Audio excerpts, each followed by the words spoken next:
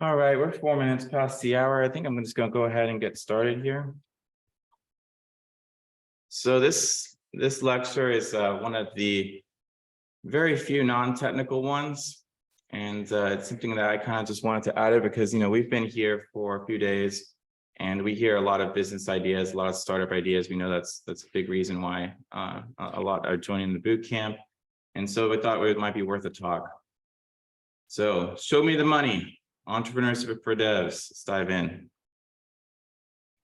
The goal here is I want to help you walk away thinking of yourself as a cash flow engineer. A lot of engineers, they just say, oh, I want to just code. I just want to stick to code. Well, unfortunately, if you want to change the world with a revolutionary startup, you're going to have to learn more than just code, but that doesn't mean it's not technical. That doesn't mean you're not building something and building a machine.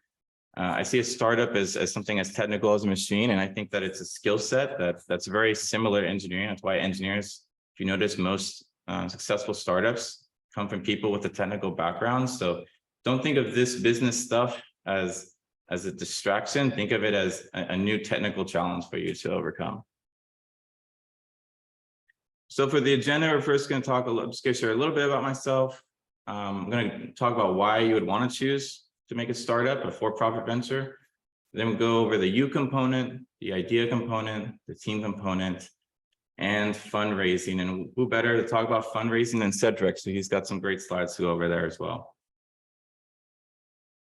All right, so you might already know some about myself from the kickoff event, but I was the original, kind of came up with the concept for D Squad and helped manage the non-technical side of that while Seb did the development. I want to learn Motoko, so last year we started Motoko Bootcamp, and I also submitted the NNS proposal submission app and in Taggle. And just this month, on January 1st, I officially started at Code State. My professional background, I actually have a mechanical engineering degree with minors in math and entrepreneurship. I've been a global project manager, corporate B2B sales rep, so I kind of spanned a lot of different careers. And throughout all of that, I founded 4 startups, and 2 were failed and 2 were successful. So I've got a nice background in what leads to a little bit of both. And the most recent of which was a web design and digital marketing company. So why choose a for-profit venture? Well, I think some people originally like they think maybe we'll go into nonprofit because I want to focus on what I want to build. Well, the truth of the matter is fundraising will always be critical and time consuming, no matter what direction you choose. And revenue is going to be the most honest measurement of providing value. So I think some of the issues with, and nothing against nonprofits, there are a lot of great nonprofits out there, but there's nothing more tangible than the person that you're providing value to, sending a clear signal of how much that value is. Revenue is honest. And a self-sustaining venture with a high growth rate really has the best chance for widespread positive impact on the world. And I think all of us passionate about the potential of Web3 are driven to change the world and make big things happen. And mankind still has for-profit ventures being one of the most effective ways to do that. I just want to share one quick example of something I saw that was really a great example of social entrepreneurship. It was a self-sustaining orphanage in Honduras. Most orphanages have to get consistent donors. And then when you have hard economic times or something like that, your revenue stream dries up, you have nothing to rely on. So I helped build a hydroelectric generator for a orphanage in Honduras, and they had a great model. They bought additional land more than they needed, and they made 3 revenue streams off of that. And then they were able to completely detach themselves from being reliant on donations. And the orphans there also had the ability to learn a useful trade skill. They even expanded services to provide free dental care for the villages around them. So this social for-profit venture not only was able to sustain itself and expand, but it was just, I think it sets a model that there's not a lot of things that you can't accomplish with entrepreneurship. The you component. One of the best articles I've ever read on what it's like, the proper description of a good entrepreneur was an essay by Paul Graham. And he says it's relentlessly resourceful. See, Paul Graham started Y Combinator in Silicon Valley, and he's probably interfaced with more of the top startups that have kind of shaped Web 2 than anyone else. And relentlessly resourceful. It's a great article. So I'm going to make the slides available on the link right after this lecture. Highly recommend you go and give this a read, but that's kind of the theme for this whole component.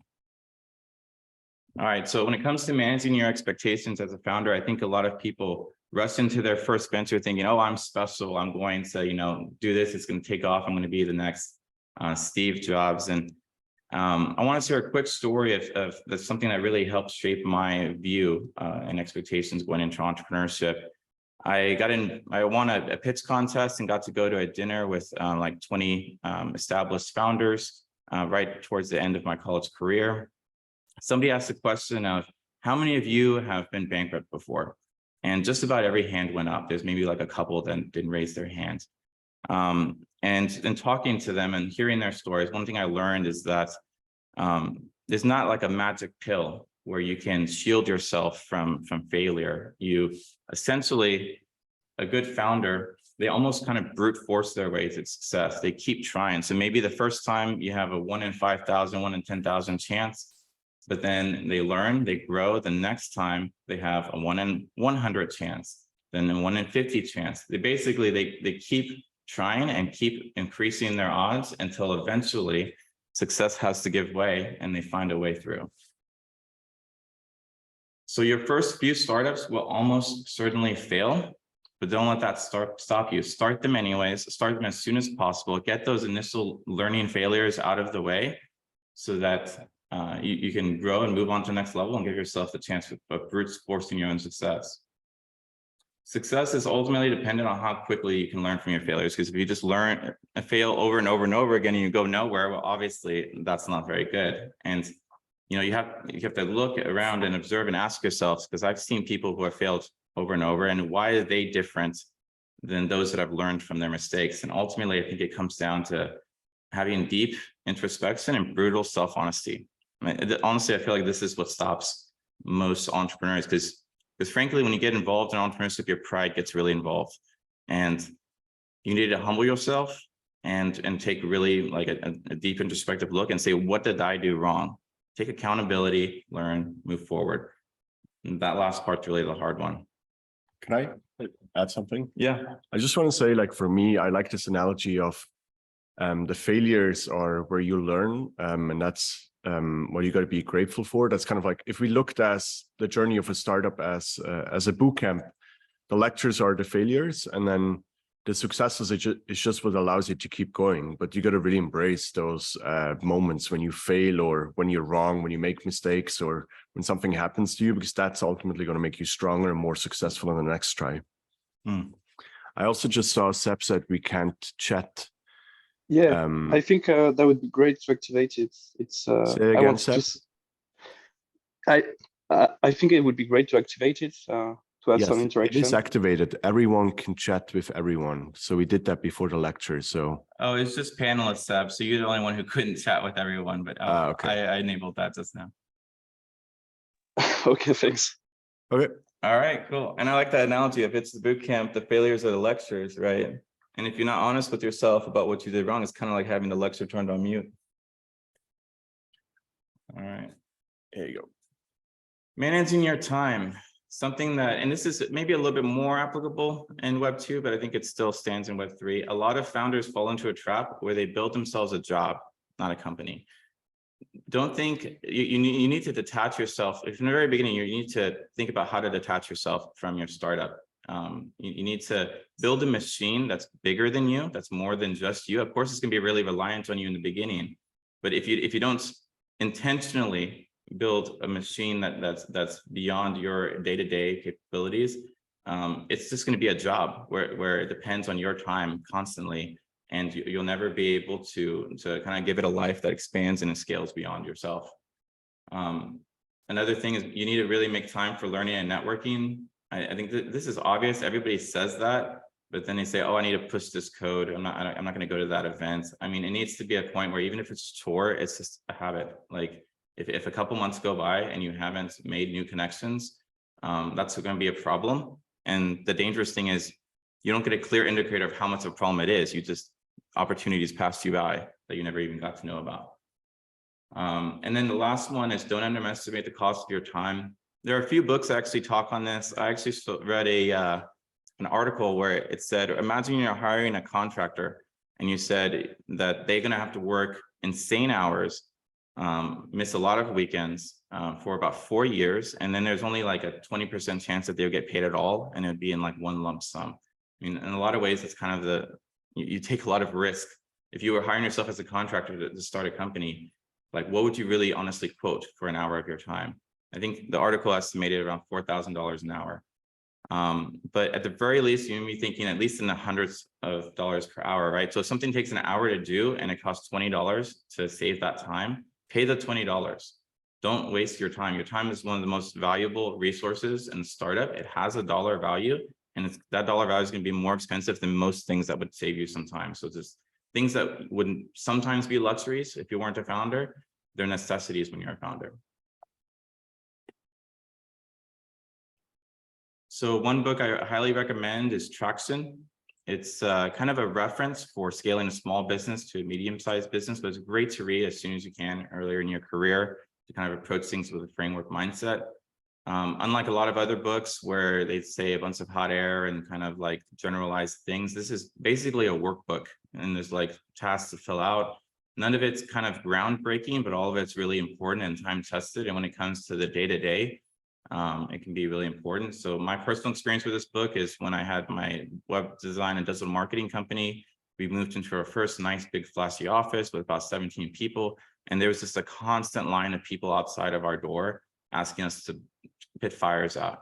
So with this book, we created frameworks for like a place for everything to go so that we could actually get work done and not just have this constant interruption cycle that most startups, when they gain any kind of traction, fall into.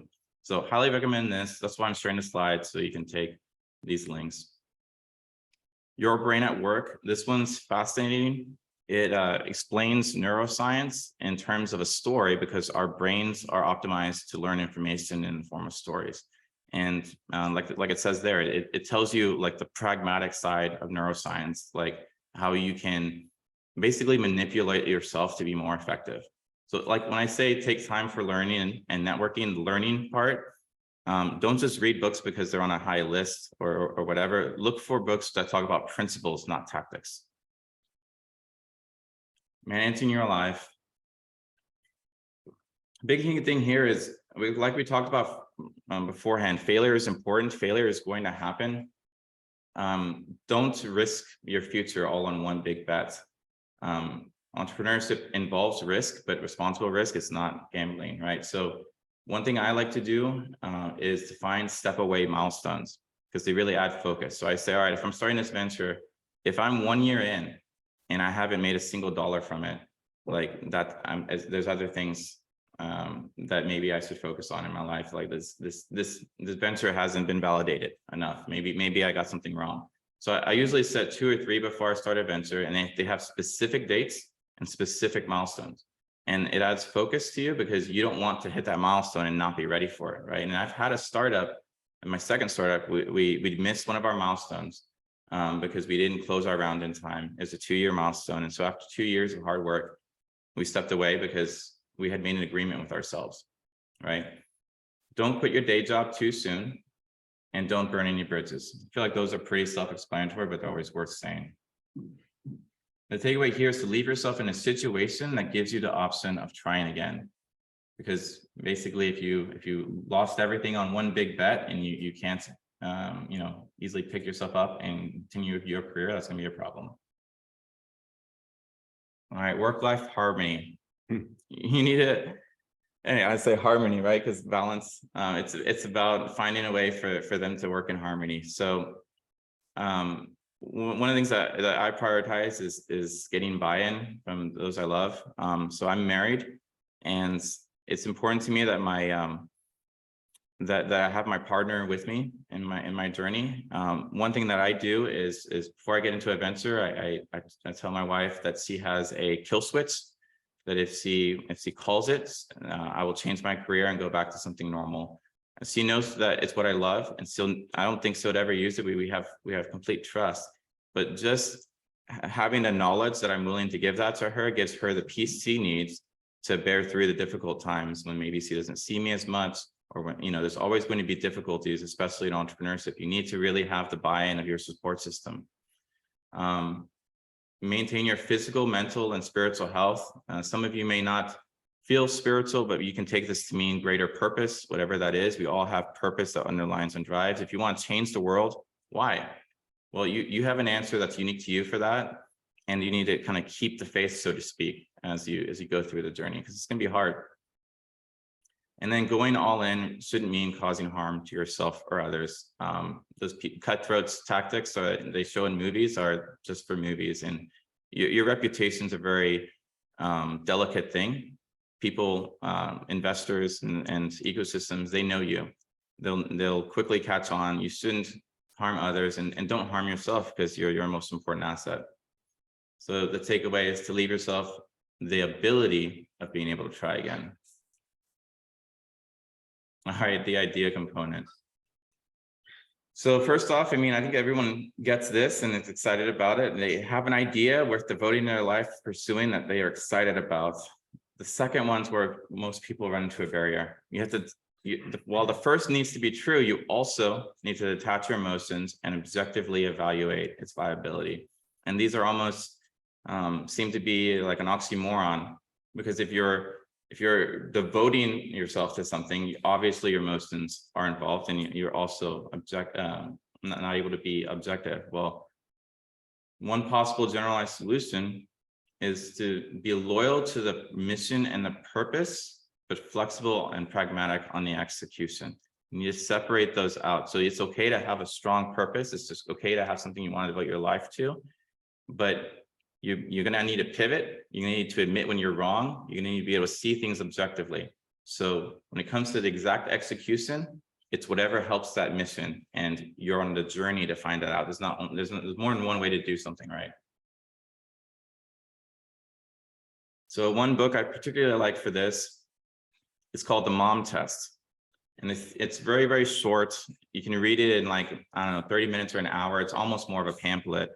But it's a great practice, especially for new entrepreneurs. The theory is, how can you talk to customers and explain your idea in such a way that even your own mother would not be able to lie to you and tell you it's a good idea when it isn't? So it's kind of a funny premise, right? But it walks through the practice of like how somebody would normally tell their mom, and it's, oh honey, that sounds so smart, or that sounds good, right? And then he walks through using a few different principles so that even your own mother would tell you, no, that's a terrible idea, and frankly, that's the kind of honesty you need. So you need to ask yourself, are you willing to become the right person to pursue this idea? And I say willing to become because you probably aren't. Whatever idea you have, you probably aren't yet the right person to pursue it. But you need to identify what those qualities are that you need to have, and ask if you're willing to do what it takes to become that person. What are the valid reasons that have kept others from pursuing this opportunity? It's usually not because you're the most clever person to think of it. Usually there's valid industry reasons you just probably aren't aware of yet because you haven't dived in deep enough. But the other players in the industry, if there's a really suspiciously good looking opportunity, there's probably a reason why they haven't taken it away or taken advantage of it yet. And it's worth finding that out. And the last one is this a market need that's more about others and less about myself? I think particularly with developers, they see, oh, I want to build X, and X is not useful to anybody, but they want to build it because they think it would be neat, or they like the technological, like what they get to dive into or what they get to get involved with. But if they were really honest with themselves and stood back, the market's like, I have no idea what that is, and I don't really have much of a need for it or care for it. So this is one of the things, like, don't just indulge yourself in trying to work with a particular tool set that you want to do, or a particular don't try to imagine a market need where there isn't one, essentially. And I feel like devs especially tend to kind of fall into this type of pattern. So you need a grand vision, but if that's all you have, then you really have nothing. The first thing is, don't think too small. No investor or employee will get excited about supporting a lack of vision. And especially in the Web3 space, people are expecting you to have a big vision, and here it's just not going to work. you either go nowhere or go the wrong direction, and you're probably going to end up making yourself a job rather than a startup. But this is the era to really watch out for, especially in Web3, especially with all the, you know, all the enthusiasm. I've been talking to a lot of founders in Web3 who make this mistake. And it's not only a common mistake in Web3, it's the first mistake I ever made as an entrepreneur. It's thinking too big and trying to do too much at once. I think my first startup, I tried to be like 3 or 4 different startups at once. And even talking to a lot of students recently, when they tell me the business idea, I'm thinking in my head, okay, so this is like 5 businesses, you know, like it's hard enough starting one, right? Every business idea is going to look good when it's pictured in its final ideal state, right? If you're already making assumptions like, well, if I have 30% of this market, or if everybody did X, whatever, these idealized states that don't exist yet, they're a trap because they're going to make anything look good. You need to be thinking about 0 to 1 right now when you're at 0. If you don't narrow in your focus, you'll either execute nothing or execute the wrong things, and you'll drain resources until you eventually, you know, run out of money or run out of talent. You can burn out all of your talents until you aren't able to get people to work with you. You have too much churn. So the takeaway is to have a big vision, an important vision, but focus on shipping a minimum viable product that will actually get you there. And I highlighted minimum viable because this is a buzzword. We've all heard it, but we forget that minimum means doing as little as possible, ideally one specific thing. And viable means more than a demo, because people don't like to pay for demos. Viable means it might be something worth actually getting someone to pay for it. So what is the one thing about your idea that somebody might be willing to pay for, and build that, the minimum viable product, not just the demo that looks cool. Can I add something to this slide quickly? Yeah, of course. So I like this term of one miracle companies. And what I mean by that is we like to invest, or I like to get involved with companies that they do require one miracle, in the sense that there's some big shift that needs to happen for this to become super successful, and not less, but also not more. So what that means, I'm not interested in like building a Facebook that has more options to like a post, right? That's like, for some people that might be an improvement, but it's not, there's no shift in the world that makes everyone move over to that. It's not 10 or 100x better than what we already have. At the same time, I also don't want to invest in companies that require a new type of technology to become available, and for people, so let's say space travel suddenly becomes available, and for people to start liking lemon ice cream, and so they built like a lemon ice cream shop on Mars. Yeah. Right, that's 2 steps in the future. But what I really like to back and work with is entrepreneurs that have this very strong idea and vision for how the world is going to change. Something that I like about the IC ecosystem is that a lot of us here get that the IC will succeed. It's the logical answer to what we're going to use to build Web3 companies in the future. And so that's the one miracle that I like. And then on top of that, build something that's pretty clear that people are going to want it. DeFi, marketplaces, take out middlemans in various areas, but don't build on the IC if you're also thinking that the future of Web3 is, I don't know, decentralized video. That's like 2 steps in the future. We still have to get the basics and cover the basics in the IC. Once that's established, then we have more miracles that we can capture on top of it. Mm-hmm. Does that make sense? Like, yeah. And applying that specifically to Web3, I think that some ideas, they require all of Web3's potential promises to come true before they make sense. And it's like, okay, like we're still figuring out the basics of like what a DAO might even be. Maybe a DAO existing that could control us is like a miracle in and of itself. And then that's the thing, is it's kind of like you want to remove the contingencies, and the more complexity you add, the least likely it is going to be that you're going to be able to pull it off. The team components.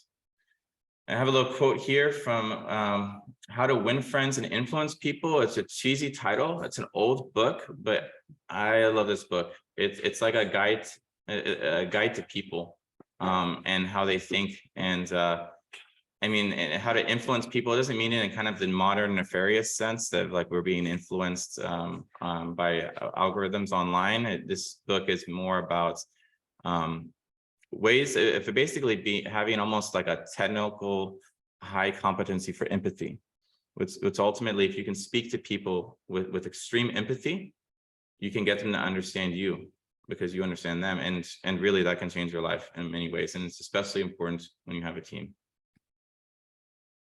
So to be completely honest, when it comes to co-founders, the first topic under team, I'm still figuring this one out. All right, I think you talked about being honest in the beginning, right? Well, I'm being honest with myself here in that I haven't figured out how to make co-founders work. Stressful situations can bring out the worst in even good people. I had a best friend of mine. He wasn't my best friend before we started working together, but we became co-founders and we developed a close friendship. Our kids knew each other, our families knew each other. Reaver, turn mute. Yeah. And after 3 years of that, he ended up attacking my career and reputation because of his trust issues. The one warning sign I had is when we were first setting up our founder agreement, I asked him if there's anything that I needed to know or anything that could get in the way of this partnership. And he said, well, to be completely honest, because of something that happened in my past, yada, yada, I have some trust issues, but I'll try to work through it with you. And that was the one signal I had, the one warning signal I had. Well, down the road, one of my employees had made a mistake and was worried that they're getting in trouble. So they lied and they blamed it on me. He didn't talk to me about it. He immediately fired me. And then he was scared that I would have retribution, even though I never would. And so he made up lies and told everyone about it. I won't let his trust issues impact my ability to trust. I made that promise to myself going through this situation, that I'm not going to inherit anyone else's trust issues, and I will still be strong in my ability to trust in the future. This is not a unique situation. I've told the story before, and almost always when I'm around any kind of experienced entrepreneurs, they have very similar stories. Co-founders are hard. It's a hard thing to figure out. There are a few tips I can share though. So recommendations, I would say be careful with non-technical CEOs. I see a lot of developers and builders. They say, I don't want to handle the business stuff, so I'm just going to find someone that's kind of take that over. And so they kind of attach themselves to a non-technical CEO who doesn't understand how to scope features, who doesn't understand the technical constraints. And that leads to a lot of issues, essentially. A CEO should have enough knowledge to guide the ship. It's like a captain of a ship who doesn't know how to sail, right? I feel like, especially in a tech startup, even if you're not going to be doing the coding yourself, it's really important to at least know some of the basics of how the architecture works, especially with something as new as the IC, where there's so many nuances. So I won't put any hard and fast rules. I'm sure that there are situations where it might make sense to have a non-technical CEO. And this doesn't really apply to all roles or all leadership roles even. But I was just say, as if you're coming from the tech side, be careful when finding a non-technical CEO. Also be careful with family and close friends. That one's obvious, but you don't want to be causing complexity within the support system you need to get through this journey. I also recommend keeping a small co-founder team. 2 or 3 seems to be right. I mean, like, again, there's no hard and fast rules, but I've noticed that the larger the co-founder team is, the more complex the interpersonal dynamics get, and the more chance of possible fallouts or jealousies, or, oh, so-and-so is not paying in as much, but they're getting more equity, kind of disagreements can happen. So especially when you're small, just keep things simple. And in terms of that, it's always good to have one clear person in charge. One person who kind of like this is, they're the leader moving things forward. If you have 2 people with like 50-50 equity, it's difficult to really I don't know, you really don't have a leader. You're gonna have to have constant consensus in every single decision. It makes things difficult to make progress and leads to a lot of potential for arguments. Along that, some people, they say, oh, I trust so-and-so, and so I don't want to make a co-founder agreement. I highly recommend making a co-founder agreement. It's not about distrust. It's about figuring things out. Like, for example, what if you pass away? when you're trying to, you died when you're going through the process. Does your equity all go to them? Does your family get some equity? Like, these are things that are just worth figuring out, right? And that way it gives you peace of mind. And it also gets ahead of potential arguments. Like, I made the contribution of X, what am I getting in return? Get ahead of those things so that you can be safe and comfortable in your trust. And that's the last one, is share mutual respect and trust, which means not only do you need to be trusting yourself, you need to find someone else that it can be trusting in you. And that's my last personal lesson I had learned in my own career. But like I said, a lot of these things, they sound simple. And it's the most simple things that are most important, but also sometimes the most difficult to implement. So these are just the notes I have on co-founders. Maybe if I can just jump in with an anecdote. I think these are all great points. For me, the two most important ones are, or kind of some tactical tips. If you start working with someone and you think they're a good co-founder for you, also have a very open conversation about how you're going to separate if it doesn't work out. So it doesn't always have to be as drastic as dying, but sometimes it takes longer to take off, and one person may be able to afford a longer journey without salary and all that, and someone else might not.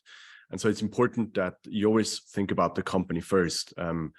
And then in that co-founder agreement, as you called it, you could have like a vesting agreement, for example, where only over time the co-founders earn their shares. Or in other words, if you leave earlier, then if you aren't there for the full journey, then you have to give some of your shares back. That can be used to re-incentivize someone new that joins the team. That's one. The other one, it might sometimes be hard to build respect and trust with someone, especially in the current time, right? Where you start working with someone that sits on the other side of the world, and also you feel like, oh, like I really want to get to the next step, and I just need someone to take care of those responsibilities. You meet online.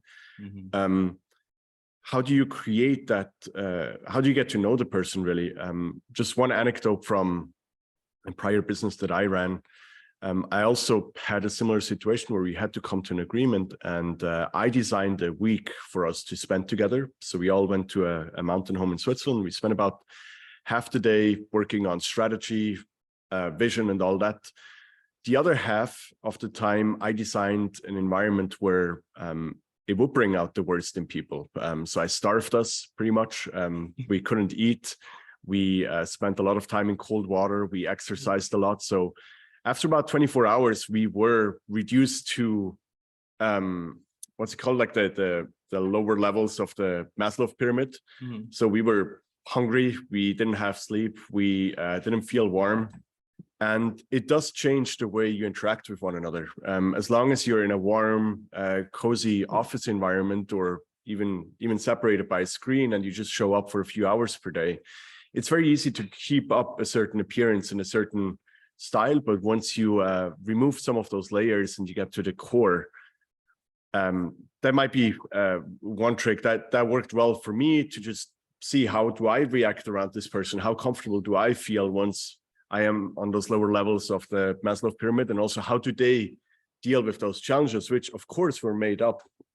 How annoyed do they get at me for creating these scenarios and putting them through some hoops?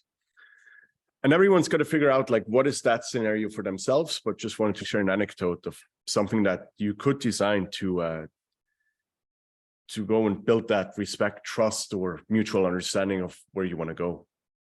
That's great. Thank you so much for sharing that. And yeah, one thing I figured out is like a good thing to know, for example, would be, what's the best way to share criticism with them? Because that goes into cultural things. Some people, it's rude to directly say it to their face exactly what the criticism is, and you hint at it. And some people can't. It's the complete opposite. They can't stand the hinting. They won't pick up on the hinting. You need to just tell them exactly what it is. And my first co-founder, what I really respected is just how candid he was. If I wrote something, he said, "Oh no, that's terrible. Don't take that off," whatever. And I appreciated the candidness, but I responded well to it as well. And you need to be able to have the receiving and the giving way of criticism down really, really well with your partnership. Needless to say, my wife has a whole different dynamic. And so, everyone's different on that scales. I think that's probably one of the reasons that technical teams do so well, is because we're used to being very direct and frank, and it helps clear things quickly. So early employees, important thing here is to invest in learning how to be a good manager. There's lots of resources and books out there, but this one's kind of on you. If you ever hear someone saying, oh, there's no good help these days, well, that means they're a bad manager.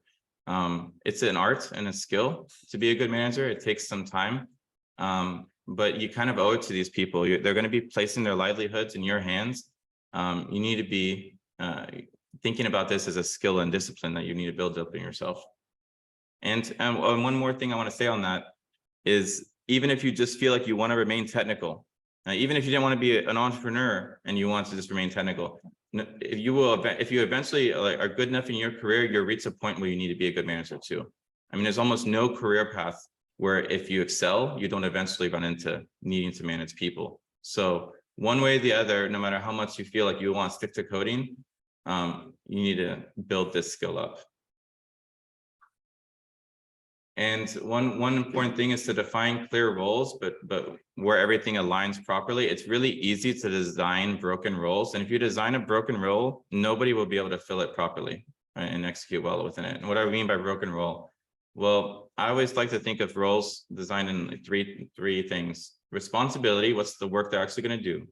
Accountability, if something's wrong, whose fault is it, kind of thing. Like what are they accountable for making sure it happens?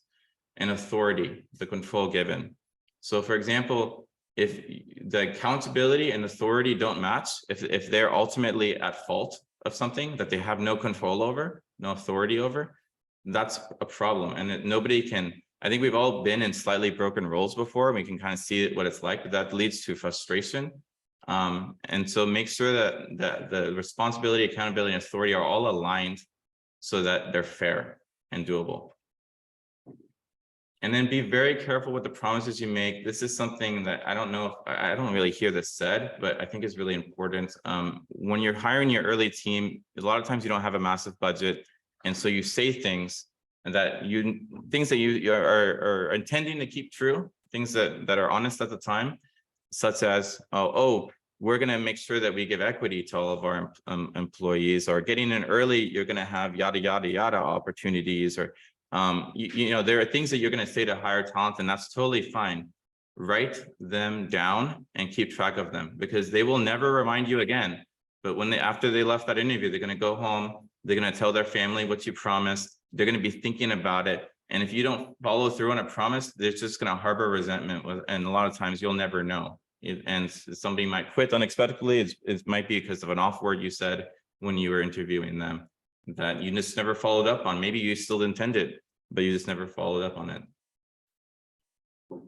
Last one is, it's hard to fix a broken culture, so build a strong one up front. Don't think of culture as something that starts 5 employees down or down the road, or something that you can work on later. And culture is not like coffee breaks or donuts.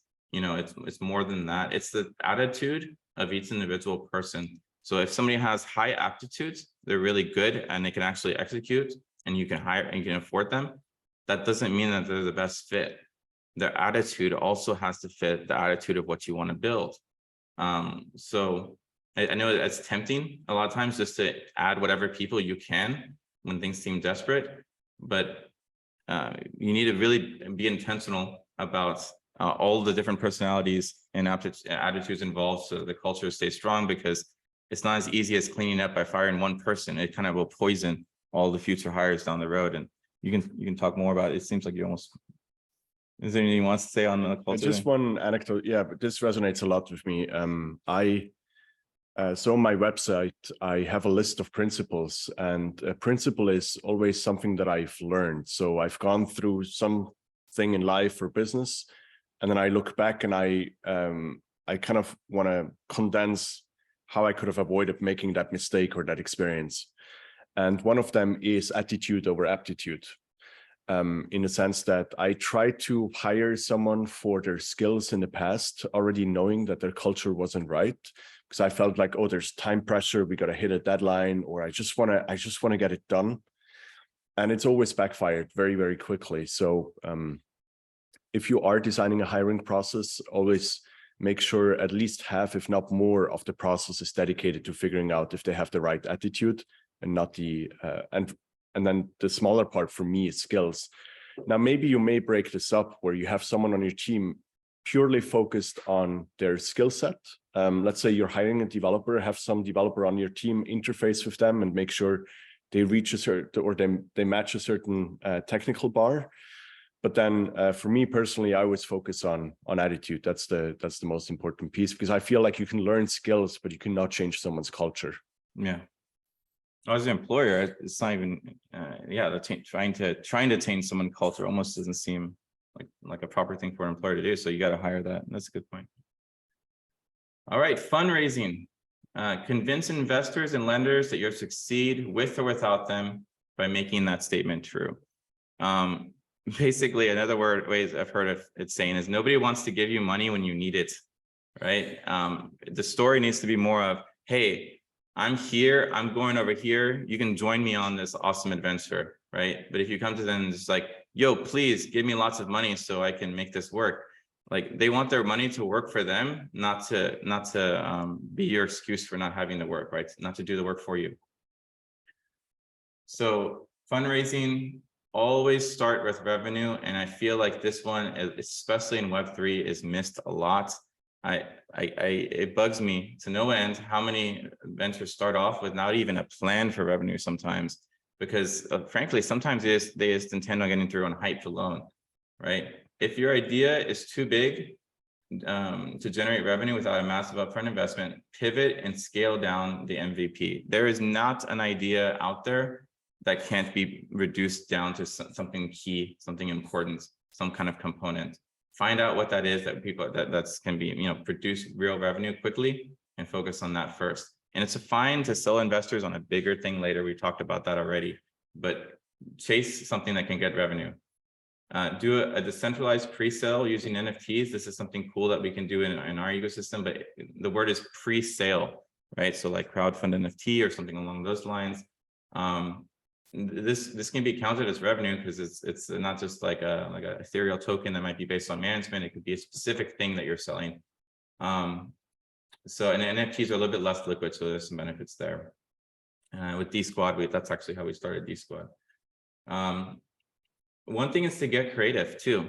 Like maybe your ultimate goal would be to make revenue in a particular way.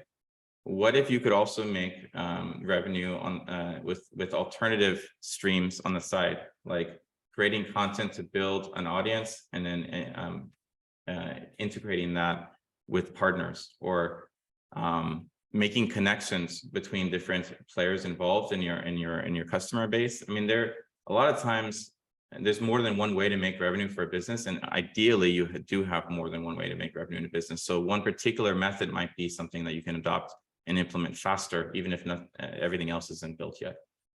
And then the last way is a few good contracts with large early adopters. This one's a little bit risky, because if like you don't want your whole startup to rely on one contract going well, and that person basically has all the leverage, you're the one. But I've seen this work before, and it can work. I mean, a lot of times there's just the act of going out there to sell is really important and massively beneficial in and of itself. And so, if you sell enterprise level, find some big players, gain their trust. Even if you fail, you'll learn some really important information that will help you later. So why do this? Your core assumptions are probably wrong, and the market does a good job at correcting these, right? If you're listening. So basically chase revenue, find out how stupid your thinking was in the beginning, and learn, and eventually you might start to make revenue, and now you've actually got a business, right? Revenue was going to make it easier to attract investments and help you enter negotiations from a position of strength. Because if all you have is an idea, if you don't have any assets, anything tangible, I mean, investors want to buy assets, right? If you have something tangible, now you can talk about the price and values. But before that, the conversation is entirely on their court and whether they feel like being generous or not, because frankly, you don't have a business yet. Your job is to generate positive cash flow. And that's what an entrepreneur does. That's your job. There needs to be value creation, and that's measured in cash. So the longer you go without doing your job, the more stress you're going to have, and the more likely it is that you're going to fail. That's just the way it is. And did I have? Oh yeah, Affinity Dev grants. An amazing opportunity that applies to every single person who is part of the bootcamp and just the ecosystem as a whole is the Affinity Dev grants. I've been part of a few of them, so I want to share some of the things I've learned. In the grant application, you need to be very explicit about exactly how your project will support other developers in the ICP ecosystem, right? Don't talk in terms of your own interests. I want money to do X, Y, and Z. They're going to read what you submit and be thinking in their heads, does this fill the grant's purpose? And they have like line items they have to go through. So like make sure that you are very, very clear that you fit the purpose of this grant program, which is specifically to support other developers in the ICP ecosystem. Now, that doesn't mean that you can't do other things, but you focus the application on that and maybe even adjust the idea to focus on that. But it has to be, they have to have a concrete, no doubt understanding. Don't assume they'll have the right assumptions, right? Find the clearest way to tell them. I would even start with a template of a sentence. This will support other developers in the IC ecosystem by, and then fill in that last part. I mean, that needs to be that clear, probably the first sentence. You need to be able to provide some evidence which shows that you and your team can actually get it done. And that's kind of applied in the next section we'll talk about in a second. And your outcome and milestones need to be formed as SMART goals. So I've been part of like 3 of these grants application processes. And almost every single time when they call you back, it's to clarify your goals and make them more specific, more measurable, more achievable, more relevant, and more time bound. And so the third time was with Entagle. And this was one where, and you know how you get a little bit better in entrepreneurship each time around. And like we talked about earlier, with Entagle, within 1 month, I had revenue from the conference tags for Dfinity. I had the grant. And I had, what was the third source of funds? Oh yeah, I won the hackathon. And I built the smallest scalable version of it in 2 weeks, right? So the SMART goals. So essentially when I did this third grant application, I followed the SMART like framework here. And my grant was processed in about half the time I think it normally takes, because they didn't really have a reason to call me back. I just spelled it out so clearly. It helps if you're a known contributor to the ICP ecosystem. So right, this is the evidence that shows that you can actually get it done. It really, really helps if they know who you are, right? And even Moritz is on the grant program. He's over here. We were talking about it the other day, and he's talking about like one of the best ways to give yourself a solid chance is just to already be a contributor. Because if you want the Dfinity's money to prove that you can contribute, well, then go ahead and contribute right now. What are you waiting for? So join the working groups, engage in the forum, join a more established project. So just you can get your name out there, maybe make content, and hint, volunteer to support community events. We're going to need organizers for future boot camps, right? This gets a lot of exposure too. So yeah, get your name out there and be on Discords. When it comes to defining your grant milestones, now this is something Dfinity probably wouldn't say, but I would say because I've advised it multiple times. Under promise so you can over deliver, and give yourself more time. Basically, do enough to get the grants, but be very careful with the promises you make, because if you want follow-on grants, if you want things to go well, make your job on yourself as easy as possible, because you need that flexibility as you kind of explore your project and go on from that point forward. So don't just tack on everything you can think of for a milestone. Tack on the essential things and maybe keep them a little general in some contexts, but specific enough to hit the framework. So that's all I'll talk about on that. And now we get to hear from Cedric on the venture studios and venture capital. Thank you. Yeah. So I want to shine a bit of light on 2 ways for how you can finance your venture in the IC ecosystem. One is by joining a venture studio, and then the other one is by raising venture capital. And specifically with Code and State, but also more generally, venture studios typically offer 2 tracks or 2 types of programs. One is incubation. Incubation means you come to the studio with, maybe you have an idea, or you just come with a lot of interest and excitement about the space. You join, And then within the venture studio, we'll help you find co-founders, an early team, and you'll in that way you'll put together the people that you work with from within the venture studio. Specifically for Code and State, we will finance you and your team to experiment and build out this venture within the studio, to incubate it for 1 to 2 years. There's quite a bit of runway that you have without having to go fundraise, a lot of time to experiment and really focus on team, product, and market during that time. The beauty of joining a program like Code and State or another venture studio is that you don't have to worry about lots of overhead that an entrepreneur in the venture route, in the VC route, has to worry about. So the legal setup, the taxes, accounting, all of that is abstracted away from you. So you can be 100% focused on team, product, and market. And that's also the number one reason why we decided to start a venture studio. Venture studios, I think, only work in a very well-defined context. And given how new the IC is and how much education there is to do and how much overhead there still comes with starting a Web3 startup in general, I work with a lot of founders, and some of them spend more than half their time on legal and taxes and that kind of stuff, instead of building a cool, awesome product. And then last but not least, we give you access to shared resources. So while you may want to do some marketing early on, you might not want to have one of your first 3 or 4 team members be fully focused on marketing. And so within Code and State, we offer those kind of shared resources. Marketing specifically, Isaac is in that role and leading that. And then with CTO, what I mean is a central person and place where you can talk about the technology that then interfaces with, let's say, the Dfinity Foundation. So, I mean, all of you have learned a ton about how the IC works this week, but there's still going to be moments when something changes or when something doesn't work as expected.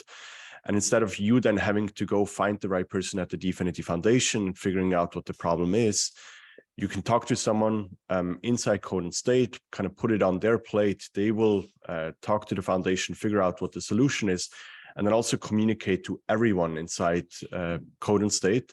So even if your startup didn't run into this problem yet, you will still know, and you will have a central point of contact to talk to, and that will give you those updates.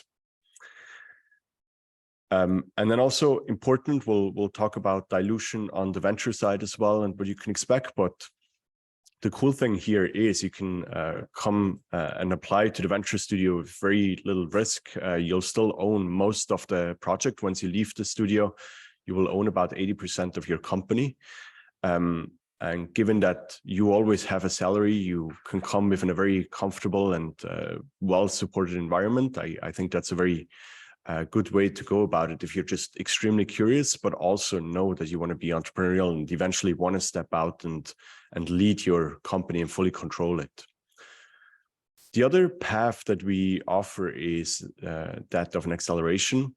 So you are a candidate for acceleration if you already have an MVP, a prototype, some sort of product, and you have a team. It might be incomplete, but it's not just yourself. Maybe you've hired some developers, some employees, some contractors, or you have co-founders. Together, you kind of build a nucleus in that core area where you are making an impact. So mostly the product and market areas, but you may not have someone on your team that does your accounting or bookkeeping. Then acceleration might be the right path for you to take. The key focus here is that you come into the venture studio and then you start completing your team. So it will help you hire, educate, qualify people, see if there's culture fit. We'll also have lots of conversation about what culture means and how you can build it. So within the 1 to 2 years that you'll join us, you'll build out your team, you make it more complete so that at the end of the 1 to 2 years, you'll be able to also launch and take off from the studio, become an alumni.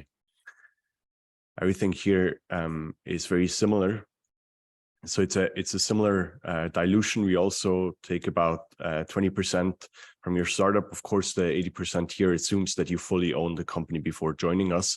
But again, here, this is a great way to stretch your runway. You don't have to go fundraise just yet. We'll take care of all the financial needs as well as all the legal, tax, accounting, and all those areas that are kind of, at least in my mind, kind of unsexy when you think about entrepreneurship. So you get to focus on the stuff that's really exciting. All right. Then I want to talk quickly about venture capital as well, because I think that's the other very obvious route that you can take once you maybe have completed a grant or have generated some early cash flow, and now you know that this is going to be a business. And I want to talk about 2 different rounds. The first round that you're going to raise is typically called a pre-seed round. The expectation here that an investor has, and these investors might be venture funds like A16Z, Tomahawk, us, Polychain, or others that are investing in our ecosystem. The expectation that we have is that the founding team is full-time. So you cannot be working on your day job at this point in time. You might still be working on your day job when you start talking to us, but the idea is that as soon as you receive some money, that you will be full-time and 100% dedicated to this project. You definitely need, you definitely need a prototype of some sort. You want to show some early usage. And as Isaac mentioned, the earlier you can show some sort of revenue, the better for you, because it will help your story that you don't actually need the money. You're going there anyway. You're going to build this anyway, and you're going to be successful anyway. But you are looking for great partners to join you on your journey. That's very attractive to have those fundraising conversations. And the other expectation is also that you do have a legal entity. Now, we can help you set that up. But by the end of your pre-seed round, in order to take the money, you will need to have a legal entity. So it cannot just be you working on something. And then typically for any round that you raise, you want to create a budget for the next 18 to 24 months, and then define how much money you need to execute along that budget. What I see most often, a pre-seed round is somewhere between $500,000 and $2 million. There's outliers on both sides of the spectrum, of course. But that's kind of what you want to shoot for. The reason why you want to raise for 18 to 24 months is a fundraise typically takes you about 6 months. So you want to be able to work for at least a year and just be fully focused on execution and getting to the next level, and not having to go out and fundraise again after 3 or 6 months after you complete the current fundraise. The way it's implemented typically is a SAFE. A SAFE is a simple agreement for future equity. And what that means is it's kind of a loan that then converts into equity later on. You don't have to know about the technicalities. We'll walk you through it, and we'll tell you why this is important or why this is the right way to go. What's important for you is to know that that's the standard way to raise a pre-seed. And the reason why that is because it's cheap. You can keep it open for a while, so you can collect and get first money in, let's say the first 100K, before you have the full 500K committed. And so it's an easy way to get started and do that first fundraise. The dilution that you would expect for the 500K to $2 million is roughly in the 10 to 25% range. So typically founders after the first fundraising round are somewhere between 75% and 90% holders. And here you'll also see that the reason why we set the dilution with the venture studio approach at 20% is because that's somewhere in the middle of that spectrum. The other round I quickly want to talk about is the one that usually comes after. That's the seed round. Now things start to become a lot more serious. The expectation is that you do have a full-time team. Everyone spends all their time that they're awake thinking about this. And what I mean by that is not just the working hours during the week, but we want to see that the team that you've built and assembled around you, they're really passionate about this product. So we believe that if they go for a run on Saturday morning, what they think about is how can they make your product and your company more successful and more exciting. There needs to be a very clear sign of product market fit. It can still be early. You don't need to have millions of revenue or millions of dollars in revenue, but you need to be able to articulate why this is the right product and why you continue to double down and why you need more money to invest in the path that you're already on. And then what's also important here is that we expect you to have a production product, meaning people that are not your friends or partners from prior businesses are using this. So someone has discovered this through Reddit, through Twitter. There is this, you can prove that you've been able to onboard people in a way that's not just through personal relationships. Again, you're going to raise for the next 1.5 to 2 years for the same reasons that I mentioned, but given that you now have a full-time team and you're likely going to expand, you might also introduce a marketing budget at this point. The raise is higher. Typically, what we're seeing with a seed round is somewhere between $1 and $5 million. Since this round is a bit bigger, the investors change. Everything becomes a bit more serious. This is also probably when you're going to do your first equity round and convert those safe holders from your pre-seed round into equity holders. Of course, there's exceptions to the rule, but this is what I most often see, is that the seed round is your first equity round, meaning everyone that's investing in your startup now gets actual shares, gets voting rights and information rights that come with that. And again, the dilution typically at every round, at every step of the way, somewhere between 10 and 25%. Again, this is for the majority of the investments that I see. There's always those that give up less and those that give up more. Typically, the ones that give up less, those are the ones that make it on the front page of TechCrunch. But just know that's a bit of a skewed reality, because of course it's more interesting to cover those that are hyper successful than the average startup and how they raise. Then just want to make you aware that there's other terms than dilution that are of course extremely important. Obvious ones like your board. So who gets to sit on your board and decide on strategy with you? How many board seats do you keep as a founder? Lots to talk about there.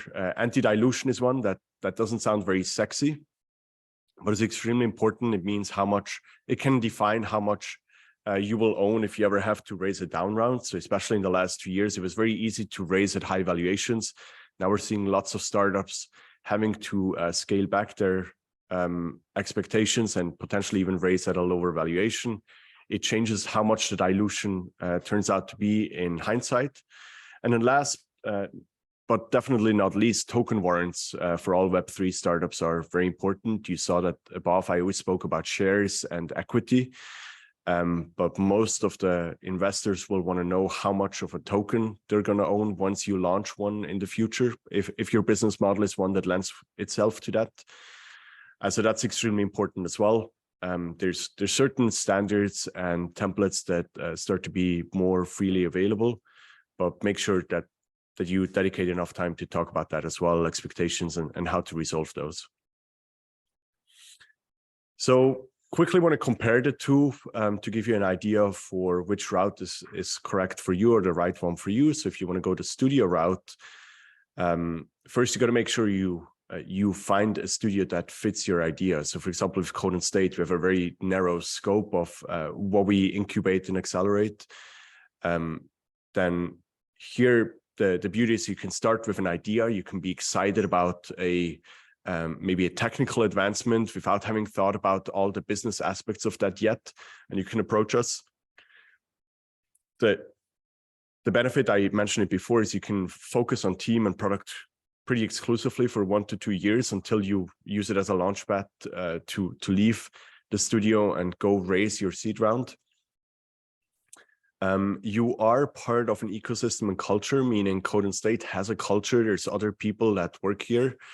And so you can learn from that as well. You can have lots of conversations about how do I build a culture. You can observe what you like about the way we do it and what you dislike about it, and kind of write your own playbook before you go out and start your own organization.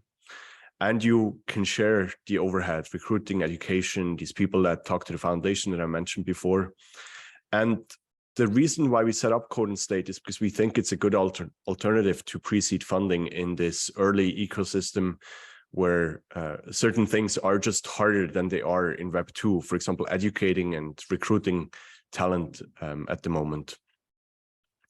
But you might also go the venture route, the VC route. Typically, the selection criteria here is a bit more broad. For example, Tomahawk or Polychain, we focus on pre-seed and seed in Web3 in the IC ecosystem, but then we'll look at anything from games to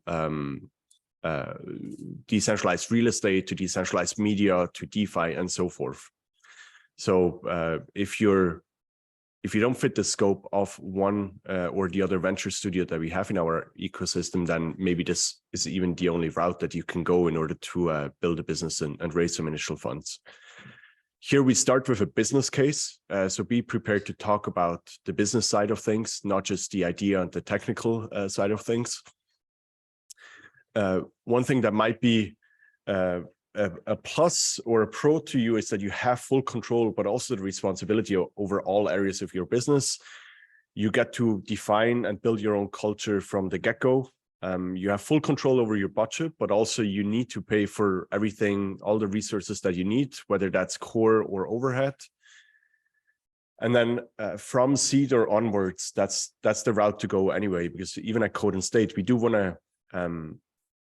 to attract real entrepreneurs. We're not looking to build a huge organization in terms of the people we have in-house, but we're looking for the best entrepreneurs in the space, give them a head start by incubating or accelerating them, and then preparing you to go the venture route and build out a massive company on your own after you used Code and State as a launchpad. And since I spoke about Code and State quite a bit, I just want to quickly reiterate what we focus on, so that if you're listening to this and you think that sounds like an attractive proposal, the goal of Code and State is to make it easier to build and earn on the internet computer. And so based on that, we accelerate and incubate projects that make it easier to build and earn on the IC. That could mean, for example, Isaac is helping us build out our recruiting agency and audit firm. So it makes it easier for other builders to get talent, educate talent, and then also write code and have that audited before you go live, so you can sleep well once your DeFi application is live. But it also means product ventures. So we're currently looking for someone to help us start a stablecoin. I think that's one key component that's missing in our ecosystem and will enable lots of other use cases. And then we're also working on a number of dev tooling frameworks and tool sets that will make things easier and easier to build. Overall, our vision is that you should be able to get started on Saturday morning, know nothing about the IC, start building, and then by Sunday night, not only will you have deployed your first application, but you've also earned your face. You'll also have earned your face. I didn't stay out that long last night. You will also have earned your first dollar at the end of that weekend. All right, that's it from me. Just wanted to give a few inputs about the venture route in general, the routes that you can take. With that, back to Isaac, and we'll hand over to Q&A. All right. So let's see what questions we have in the Q&A chat here. Are there any, this is from Sabello, are there any geographic limitations to partaking in the grant funding, venture studio, or accelerator? So I think for the grant funding, it lists it on the Dfinity page. It basically, it's only a few countries that are like embargoed, like they cannot send money to those countries. There's not that many of those countries that apply. And as terms of venture studio or accelerator, are there any countries that? No, so we're building, I'll answer it in a general fashion. So we're building a remote first organization. Already Sep, Isaac, myself, Artia, and a couple more people that are joining us soon. We're all in different places. I also travel quite a bit, so and I move around. So we're not building this in one city, so you don't have to move anywhere, or you don't have to be from a specific city. And we could talk another half an hour about like remote first versus in office first. And I think for most entrepreneurs that are starting out, I would recommend that you build a team around you that you're physically close with, if you haven't done this a few times in the past. So I would say, no, you can join from anywhere. Of course, the same applies to us. If we can if the country is under an embargo, or is, we cannot pay you, we cannot send you money, then it will be hard for us to work together. Of course, there's routes that we could take using crypto and stuff, but in general, I would say, no, there's no specific location that you got to be from. Just get in touch with us. And if you feel like there might be challenges with where you are currently, let's have a conversation about it and let's figure out the way forward together. Yeah.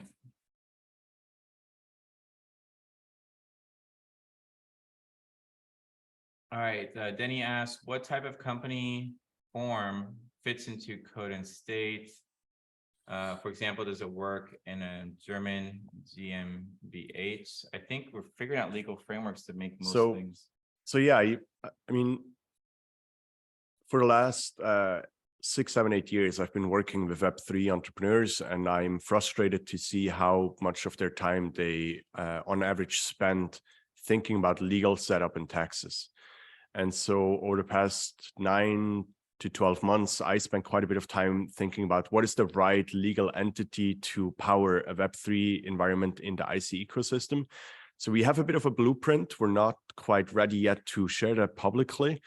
But if you approach us, I'm more than happy to share our thinking and how we're setting things up at the moment. That's not to say we can't work with an existing setup. So here, I think in the question, it was mentioned a German LLC, and that's one of the ways we can work with you. I'd say it's always an afterthought, like whether it's for the investment on the Tomahawk side or it is for the acceleration or incubation on the code and state side. Just come to us with your idea. We'll talk about the idea, your culture, your team, and your vision first. And if that's a fit, we'll figure out the legal details afterwards. Awesome.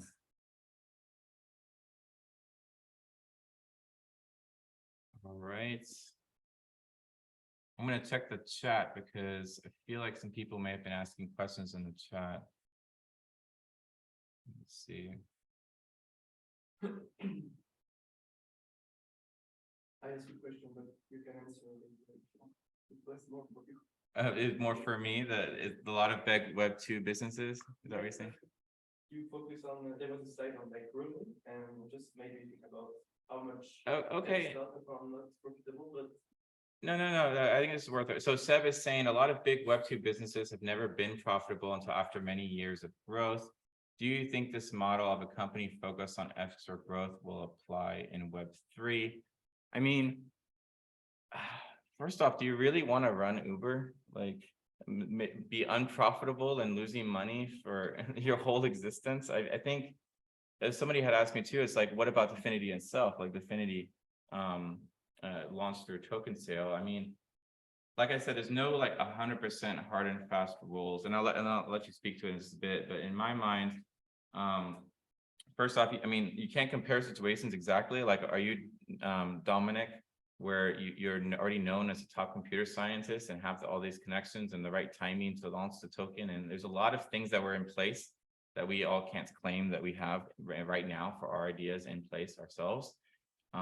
So like a certain established entrepreneurs further down in their entrepreneurship career, they have different options. So that's one part of it. Another part is, you know, one of the areas that that could have been improved with Definity is some of the things like marketing and other stuff. So sometimes, even if you can, or even if you do have the option to raise really large rounds and do it successfully, there's still benefit in learning and building up that marketing and kind of direct value fit relationship. But these are also, it's hard to compare apples to apples. They're like Definity and a protocol is a completely different thing than what most builders are when they're building on top of that. What would you have to add to that? Yeah, I'll just add something short. I would say from personal experience and also seeing behind the scenes at a lot of ventures over the last 10, 15 years, I think there's always a lot more pain involved if you're not able to be sustainable, if you want it to be. So I don't know the specifics of Uber, but Amazon is one that's often brought up, right? As like a venture that for 20 years was not profitable.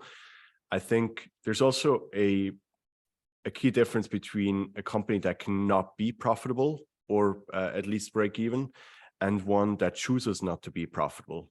So as long as you decide to you're able to raise more money and you decide to not be profitable because it helps you become the #1 market leader and capture most of the market and create a very, very strong position in the market, that's a decision you can make a lot more comfortably if you know you would just have to switch a certain amount of switches and then you will be break even or profitable. So my recommendation would be don't build something with the idea that you can be unprofitable for the next 5 years. You have typically the luxury of doing it for the next 18 months to 36 months, so 1.5 to 3 years. That's what venture funding is here for. But then based on the macro climate and how easy it is to raise funds and how people generally perceive the space that you're in, you definitely want to create that backup plan for yourself where you are able to switch on a money generating machine within a few months. Yeah. And keep in mind, there's a difference between no profit and no revenue. All these examples, there's a lot of revenue. And even when you think about the sale that Definity did, they were selling, it's like a pre-sale. So like the product is the token, right? So they sold a lot of the product. So revenue, you always need revenue. There's not really I don't think there's any exception to that. Like you might not always have to have profit right away, but there's no business model that works without revenue. All right, let's see. Oh yeah, we got Tiago asking some questions in the Q&A now. I think that's it for the chat. And thanks for asking questions in the Q&A. It's hard to find things in chat. In the context of DeFi, there will probably become a DAO and have a token that receives earnings like Sushi. They select the venture path. Would that mean Code and State would take around 20% of the initial tokens? So I'll quickly jump in. No. And that's why I mentioned token warrant is something that's very important for you to talk about. I can, how are we on time? Can I go into like a 2-3 minute answer, or are we trying to wrap up? No. So we have until 11:45. So we have another 25 minutes tops before we need to switch. Okay, so I think it's very important that you don't give away absolute percentage points of your token supply too early, because you don't know how many tokens you'll need to raise full-on rounds, how many you want to invest to do marketing, incentivize the community, and so forth, and what your treasury looks like. The way we design it with Code and State is we will hold 20% of your equity in your company. And then at that point, when you decide to launch a token, by the way, this is of course not an official offer. This is not set in stone. So it will all come down to us discussing individually. I'm just giving you my thought about how I think it's done fairly and what's right for the entrepreneur. So we'll hold 20% of your equity. At the point when you decide to launch your token, you then define how much of your token supply goes to the company, and that includes you. So you as the founder, let's say you hold 30% of the company at that point. There's Code and State that maybe by that point has been diluted and holds 10%, and you have 60% that is held by other investors. So at that point, you decide to mint 100 million tokens, and that 20 million should go to the company. So now you see all those splits. So Code and State will now get 10% of the 20 million tokens that you're assigning to the company. And you as the founder, you will get 3 times as much because you still own 30% of the cap table. The only thing that you got to keep in mind that is in that token warrant is that you cannot grant yourself as the founder extra tokens that don't come through your holding in the company. Why? Because we want it to be fair. We want you to not have that conversation early on and say, okay, Code and State will get 3% or 10% or 50% of the token. We want to be there for the journey, and we want you to be able to learn and make the right decision once you are ready to launch the token. But it also means we have to create alignment between your interests and ours. And that's a model that I've seen work really well in Web3 over the past few years. Hopefully that answers the. Yeah, no, actually, I appreciate that, because that was a good question, and I think that that's good for me to even know. Like I learned some stuff there. Great. All right, I feel like this is a little hard to read. I think this looks like almost like a mini pitch somebody threw in here. Anonymous attendee, my project is fully on-chain strategy game utilizing AI art. I have a personal funds to finish an MVP by summer and start sales for further development. Don't have a programming career, but enough knowledge to easily finish the boot camp. My grant was denied. Do you think a two-man team could find a VC funding for just say 10K? At my current state, I have a skeleton front end for game UI, some structure and back-end engine, 20 plus pages and features and easy to develop features for the first few years. And I just want a quick, what I would personally say going on it, I made a mistake in my first time of not asking for enough. Like they said no, and I asked why, and said you didn't have enough. I didn't think big enough. I would say maybe consider some kind of public pre-sale or there's other things in Web2 for this small of an amount that might be able to help you get over this initial hump. But I would say the route you should take if 10K is all you need is keep a day job and make sure you earn money that way. The reason why I'm saying this is so there's definitely no VC that can invest 10K. The reason is that share is too small. And just drafting the legal docs and spending time with you, understanding what exactly you're going to do and how you're going to build out your company costs more than 10K. So there's not that proportion. That's why I think the minimum amount that you have to raise if you're going to raise from business angels or venture capitalists is at least $250,000. There might be, again, some exceptions where it makes sense at 200K, but anywhere below that, I don't think the mechanics make sense. So I think the best, if you just need 10K, especially if it's over the next few months, not a one-time payment, the best way to do it is just keep a full-time job or try and add value somewhere else, earn a living through that, save as much money as you can, and then invest it in your own project. Yeah. And if you don't do a pre-sale or something like that too, there might be like a contract work within the ecosystem. That's a possible thing too. So if you have a skill that you're adding to this, like we were even talking to someone else in the ecosystem for possible contract work. It's a thing that happens. So yeah, find something like that. I think that would be a solid way to move forward. All right. Anyone want? We see a hand raised. Let's go ahead. Sabello, talking permitted. How's it? Thank you so much. Just a quick one. Thank you so much for the presentation today. Much appreciated. Just one quick question. With any of these, I suppose, funding methodologies, is there a requirement to have your code open source? I don't know about the grant. Does Dfinity require you to open source? I don't think it's a strict requirement. I did make it part of the Integral one, but I think that it depends. What they care about, like I said, is that it helps other builders and helps scale the ecosystem. So depending on what you build, what the actual idea is, it might need to be open sourced by the nature of it. But if that's not the case for yours, if it can still benefit other builders and devs without needing to be open source, I don't think that it's like a strict requirement listed anywhere. Yeah, and then for the venture studio and the VC route, my personal principle is be as open and transparent as you can be, and be as closed as you must be. And so that always comes down to an individual conversation and strategy, depending on what we do. I mean, at Dfinity, we chose to be closed sourced for a very long time because we thought otherwise others would take some of the code and ideas and turn it into something prematurely. And that's why we thought it was better for the world and for the internet computer if we remain closed source until launch. But then, of course, at that point, we wanted to open source and make sure everyone can verify what they're running. Yeah. So that's how I would Thank you answer so much. that. Yeah. Brilliant. Thanks. Thanks, Sabello. All right. Anyone else want to ask a question? You think it's pretty cool having a VC here to answer questions about VCs. That's it's pretty awesome.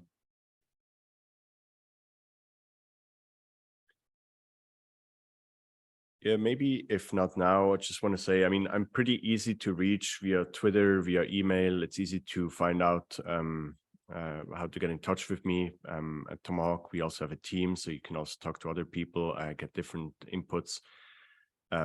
In general, I'm very excited about the IC. I've been a supporter for the last almost 8 years now, since the very beginning in various roles. I just want this. I I cannot see a reality where we don't succeed, but of course, the sooner we succeed, the better. So if you have ideas for how to improve any aspect of it, whether by building your own company or by just giving me feedback on the work that I've done, feel free to get in touch anytime. I'm available. All right. Oh, one last one here. Oh, we have a couple here with Denny and Lee. Denny asks, what materials should we bring to have an effective conversation about the project/idea? Oh, that's a good one. Yep.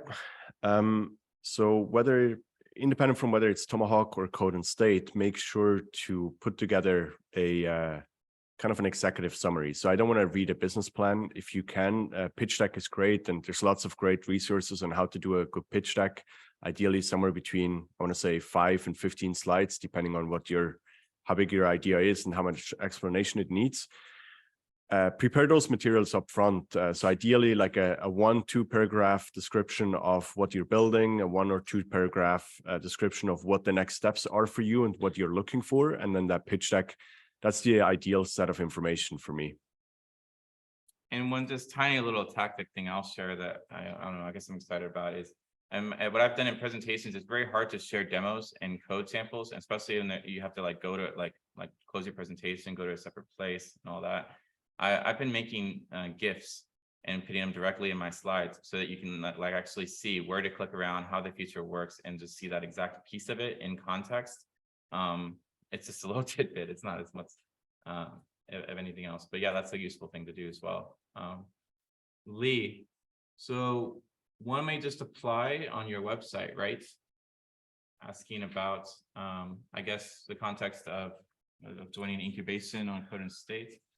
Probably for Code and State or Tomahawk, yes, we do have links up on the websites, so that's what you can use, or you can also message me directly, Cedric at Tomahawk or Cedric at codeandstate.com, or .vc in Tomahawk's case, so you'll figure that out. Yeah, there's a big giant button that says founders talk to us, and I think it opens jobs at codeandstate.com. Founders at Code and State. Founders, yeah, founders at codeandstate.com, and so yeah, that's how you get started.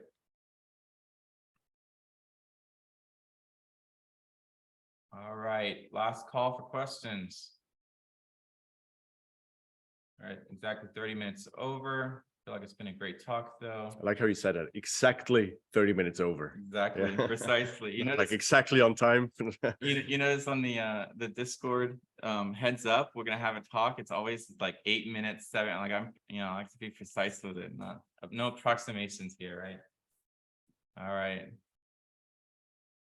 All right, I think we're good. We have the last call. So everyone, we've got a little bit longer for your core project. Go ahead and get building. If you've finished the bare minimum requirements, add those extra tweaks to take it the extra mile. And we can't wait to see what you've built. We'll get that form, the submission form out soon. One thing real quick, I know this is gonna be said later, I just want to say it again. The form that we send out, it's for everybody, even if you're registered, even if you're enrolled, it doesn't matter what type of student, if you just participated in any way, and whether you're done with your core project or not. We just want to collect feedback, and we want to plug people into the ecosystem, and that form is designed for that. But it's also how you submit your core project. So more info coming on that in the closing ceremony, but I just want to get ahead and say that. So everyone have a great day writing Motoko, and we'll see you later. Let's freaking build.